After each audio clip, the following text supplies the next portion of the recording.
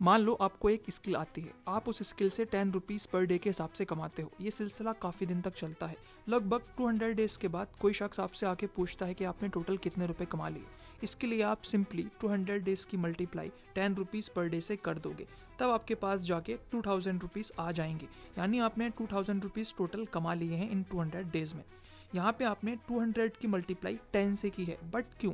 आप सोचते होंगे बट क्यों नहीं, but question is what is multiplication and where it came from. Hey, this is beyond classroom episode 2 and you are watching inside math.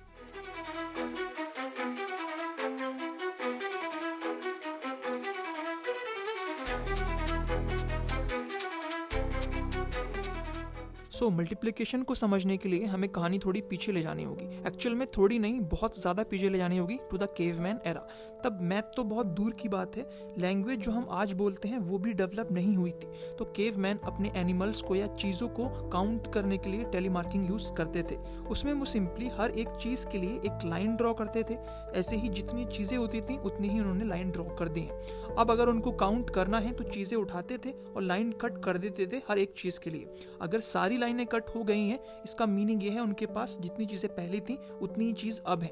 तो ये होता था उनका काउंटिंग सिस्टम। बट फिर उनके डे टू डे लाइफ में और ज्यादा कॉम्प्लेक्स सिचुएशनें अराइज होने लगी। तब उन्हें कहीं जाके सब्ट्रैक्शन का यूज करना पड़ा। सब्ट्रैक्शन में क्या करते थे, मान लो उनकी कोई चीज गुम गई है या फिर किसी एनिमल की डेथ हो गई है, तब वो एक लाइन को मिटा देते थे। यही था उनका वे ऑफ सब्ट्रैक्टिंग। उसके बाद जैसे जैसे टाइम बीतता रहा वैसे वैसे एक सिविलाइजेशन दूसरे सिविलाइजेशन से मिलने लगी और ट्रेडिंग स्टार्ट हो गई। जब ट्रेड करने लगे तब एडिशन और सब्ट्रैक्शन इनफ नहीं था जितने भी वो टास्क कर रहे थे उसको कैलकुलेट करने के लिए। कि एक सिचुएशन को आप अज्यूम करो, मान लो आप एक शख्स हो उस टाइम के और आपके पास लोग ट्रेड करने के लिए आ रहे हैं और ट्रेड करते टाइम आपको 10 कॉइन दे रहे हैं। अब ऐसे ही 100 लोगों ने आपको 10 कॉइन दे दिए। अगर आपको ये पता लगाना है कि आपके पास टोटल कितने रुपीस हो चुके हैं, तब आप क्या करोगे, 10 कॉइन को 100 बार लिखोगे और सबको ऐड करोगे। तो आप यहाँ पे क्या कर रहे हो, सक्सेसिव एडिशन कर रहे हो, बार बार सेम नंबर का एडिशन कर रहे हो। क्योंकि तब तक मल्टीप्लिकेशन इंट्रोड्यूस नहीं हुआ था, तो ये तरीका जो था सक्सेसिव एडिशन का, ये बहुत ज्यादा मुश्किल होता जा रहा था। सो इस सिचुएशन को जब कुछ जीनियस माइंड ने देखा तो उन्होंने कहा इसमें बस और बस सक्सेसिव एडिशन ही तो मुश्किल है। तो उन्होंने उसके लिए टाइम्स टेबल बना दी। जी हाँ, टाइम्स टेबल वही है जो आप बचपन से याद करते आते हो, 2 का टेबल, 3 का टेबल, 4 का टेबल।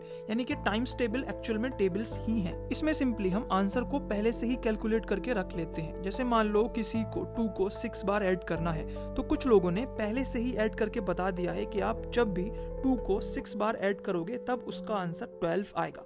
कैसे बता रखा है, टेबल्स में लिख के। ऐसे ही डे टू डे लाइफ में जितने भी कॉम्बिनेशन अराइज हो सकते हैं सब उन्होंने टेबल में डाल दिए।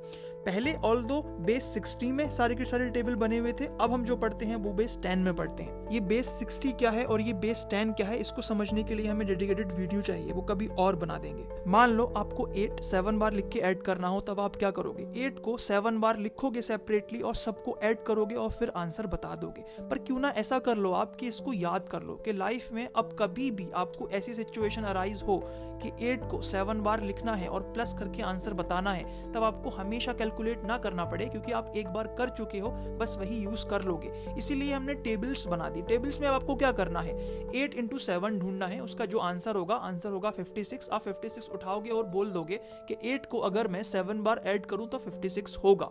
तो ऐसे ही हमने क्या करा, जो सक्सेसिव एडिशन थे उसके बजाय हमने मल्टीप्लिकेशन इंट्रोड्यूस करा दी। इसको हम टेबल्स के फॉर्म में पढ़ते हैं। तो मान लो आपको 9 को 7 बार ऐड करना हो, तब आप 9 को बार बार लिख के 7 बार ऐड करके फिर आंसर बताओगे।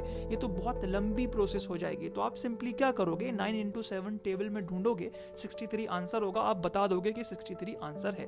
तो जहां भी सक्सेसिव एडिशन हो, सेम नंबर को बार बार ऐड करना हो, वो जो नंबर है वो लो और कितनी बार तुमने ऐड करना है वो लो, उन दोनों को टेबल्स में ढूंढो। यानी 6 और 3 है, मान लो 6 को 3 बार लिख के ऐड करना है, तो 3 बार लिख के ऐड करने से अच्छा है 6 लो और 3 लो और मल्टीप्लाई करके ढूंढो टेबल्स में कि 6 into 3 क्या है। 6 3 आपको 18 मिलेगा, आप कह दोगे कि 18 इसका आंसर आ गया। सो इस तरीके से डेवलप हुआ है मल्टीप्लिकेशन। तो मल्टीप्लिकेशन सिंपली क्या है, सक्सेसिव एडिशन। बार बार सेम नंबर ऐड हो रहा है तो ऐड मत करो, आप मल्टीप्लिकेशन कर सकते हो। ये एक शॉर्ट हैंड है जिससे बहुत आसानी से आंसर निकल जाएगा। तो अब कोई अगर आपसे पूछे कि आप 10 रुपीज पर डे कमाते हो और 20 डेज के बाद आपके पास टोटल कितने रुपीज होंगे, तब आप क्या करोगे, सिंपली 10 की मल्टीप्लाई 20 से करो करोगे उस वक्त आपको पता होगा कि ये मल्टीप्लिकेशन क्या होता है और यहाँ पे मैंने मल्टीप्लिकेशन क्यों की है। क्योंकि आपको 10 रुपीज़ को 20 बार लिखना था और ऐड करना था, यानी सक्सेसिव एडिशन करना था, तब आपने एक बेहतरीन अप्रोच चूज की। वो क्या थी? मल्टीप्लिकेशन। आपने 10 इंटू 20 टेबल्स में ढूंढा, या फिर अगर आपके पहले से याद है तो आप सिंपली कह दोगे मेरे पास 200 रुपीज़ है। तो इस तरीके से मल्टीप्लिकेशन डेवलप्ड हुई है throughout the time. Multiplication का मीनिंग क्या है? Successive addition. आपके दिमाग में एक क्वेश्चन आता होगा, कुछ मल्टीप्लाई तो टेबल्स में है ही नहीं, या फिर कुछ मल्टीप्लिकेशन का हम आंसर डायरेक्टली याद नहीं कर सकते। जैसे कि मान लो कोई 3 डिजिट का नंबर है, हम उसकी 3 डिजिट या फिर 4 डिजिट नंबर से मल्टीप्लाई कर रहे हैं, तब मल्टीप्लिकेशन तो बिल्कुल अलग तरीके से होती है, जो ना टेबल में आ सकती है, जो कि ना हम डायरेक्ट याद कर सकते। वो मल्टीप्लिकेशन का जो प्रोसीजर होता है, इसमें हम क्रॉस लगाते चले जाते हैं और जो आंसर निकालते हैं, वो क्यों वर्क करता है, कैसे वर्क करता है, वो हम मिलते हैं नेक्स्ट एपिसोड में। तब तक के लिए bye, thanks for watching, take care.